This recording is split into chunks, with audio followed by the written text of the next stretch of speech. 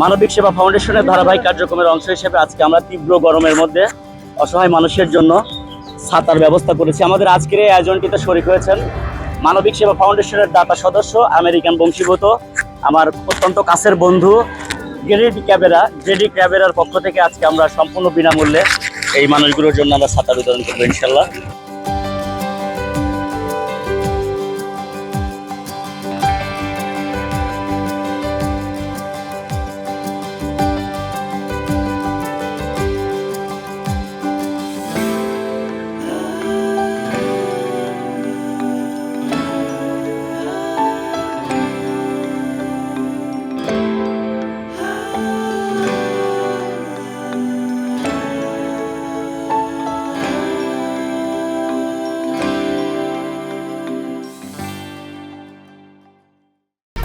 এক দুই তিন ঢাকায় জমি জিতে নিন 100% ক্যাশব্যাক সহ 20 কোটি টাকার পুরস্কার।